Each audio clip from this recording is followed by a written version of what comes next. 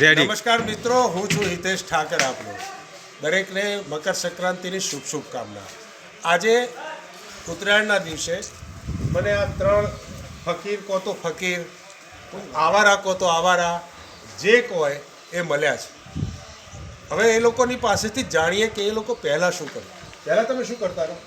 બોલો પહેલાં આપણે એવું છે જોડેથી બોલો, અહીંયા સુધી અવાજ પહોંચવો પડે। બરાબર બરાબર વાત સાચી છે તમારી। આપણું ગામ હારીજ, જિલ્લો પાટણ, તાલુકો હારીજ, જિલ્લો પાટણ, બરાબર। હા, આપણે એવું તો પહેલાં અમારા ડોહા બધા સાપ લઈને ફરતા। સાપ લઈને ફરતા સાપ લઈ મોરલે એટલે અમે જેને મદારી કહેતા હતા એ તમે? એ બધારી અમે અચ્છા, બરાબર।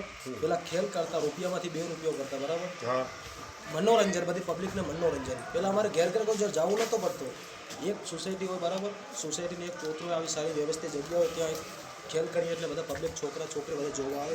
એટલે પહેલાં એ લોકો મદારીનો ખેલ કરતા હતા, સોસાયટીએ ફરતા હતા અને પબ્લિક ભેગી થતી હતી। હા, પછી હવે અત્યારે પ્રતિબંધ થઈ ગયો સાપનો, કેમ કે સાપને જન્મા તો રખાય નહીં। હવે અત્યારે આજે ઉત્તરાયણ છે, વર્ષોડા ગામમાં આવ્યા, બરાબર। હા, તો કાપે આલે એની જે ના એની જે બધે કરીએ છીએ। તે આ મદારીનો ખેલ બંધ કેમ કરવો પડે?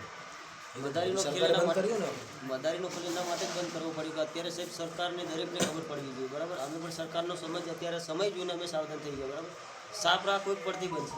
અચ્છા, સાપ રાખવો એ પ્રતિબંધ છે ને એના કારણે મદારીનો ખેલ સંપૂર્ણપણે તમને ક્યાંય જોવા નહીં મળે। પહેલાં આ લોકો સરસ મજાનું બીન પણ વગાડતા હતા અને જોડે જોડે સાપ ડોલતા હતા।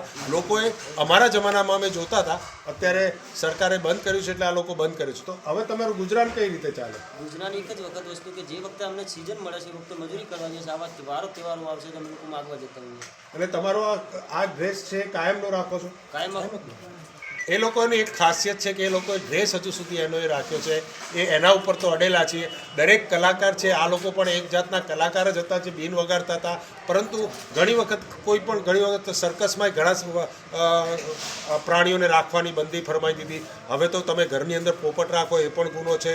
તો એક પ્રાણી સ્વતંત્રતા રહો અને પ્રાણીને પણ, એટલે આ લોકો અત્યારે એમની સિઝનમાં મેં એમને કહ્યું કે આટલા તમે અઠ્ઠા છો, કાંઈ મજૂરી કરતા હો, તો એમનું એવું કહેવું છે કે જ્યારે આ સિઝન ન હોય તો અમને એવું કામ નથી મળતું ખેતરનું, ત્યારે અમે આ રીતના ફરવા નીકળીએ છીએ અને આવા વાર તહેવારે પણ એમના ડ્રેસ જોઈને ખુશ થઈ ગયા। તમને બધાને સરસ મજાનું કામ મળે અને આવા દિવસે પણ ન આવે એવા બી આપને શુભકામનાઓ સાથે ધન્યવાદ મિત્રો।